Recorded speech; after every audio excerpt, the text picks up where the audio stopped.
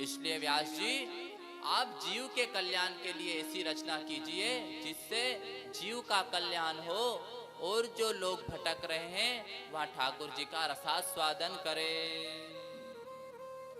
तब विचार में आया, व्यास जी को विचार में आया कि हे नारद जी, मैं रचना तो कर सकता हूं परंतु भागवत जी को श्रवण करेगा कौन? क्योंकि भागवत जी को श्रवण करने योग्य तो कोई है ही नहीं। जो योग्य है वहां सुखदेव जी है और सुखदेव जी वन में तपस्या कर रहे हैं। तब व्यास जी ने महाराज अपने शिष्यों को भेजा समिता लेने के लिए वन में, और व्यास शिष्य एक श्लोक गाए। बरहा पीडम नटवर वपुः कर्णयोः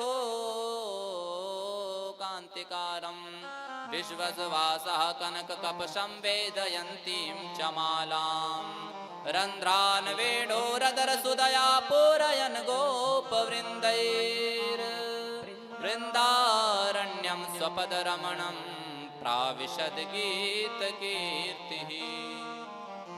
इस श्लोक को जब गाए, इस श्लोक के अर्थ को जब गाए तो समझ गए सुखदेव जी महाराज कि इस श्लोक में तो ठाकुर जी के स्वरूप के बारे में बताया गया है कि मोर पंख धारण किए हुए हैं। जब सुखदेव जी ने सुना तो सुखदेव जी की महाराज समाधि छूट गई। सुखदेव जी की समाधि जब टूट गई तो सुखदेव जी ने विचार किया कि यहाँ तो किसी के स्वरूप के बारे में अगर जाने और अगर हम उनसे मिलने के लिए जाते हैं और वो हमसे बात ना करे तो हो सकता है हमें बुरा भी लग सकता है। फिर तो रहा दूसरा श्लोक गाया। अहो बकीयम स्तन कालकूटम जिगांसयापा ययदप्य साध्वी लेभे गतिं धातृचितां ततोऽन्यं त्वं वा दयालुं शरणं व्रजेम। इस श्लोक को गाया और इस श्लोक को जैसे ही सुना महाराज तो सुखदेव जी महाराज व्याकुल हो गए और सोचा इनसे तो मिलना ही चाहिए। सुखदेव जी महाराज की समाधि टूटी और सुखदेव जी महाराज जो है व्यास शिष्यों के पास गए।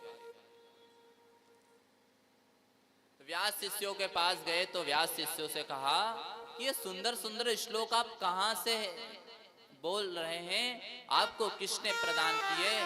व्यास शिष्यों ने कहा कि हमारे पास तो ऐसे 2-4 श्लोक हैं परंतु हमारे गुरुदेव भगवान के पास तो ऐसे 18,000 श्लोक का पावन ग्रंथ है। बोलिए सुखदेव जी महाराज की जय, भक्त वत्सल भगवान की जय। तब जो सुखदेव जी महाराज अपने पिता व्यास जी के पास गए और भागवत जी का विधिवन अध्ययन किया। अब ये कि भैया परीक्षित जी को ऐसा क्या हो गया था कि उन्हें पूरा राज्य छोड़कर गंगा तट पर कथा श्रवण करने के लिए जाना पड़ा।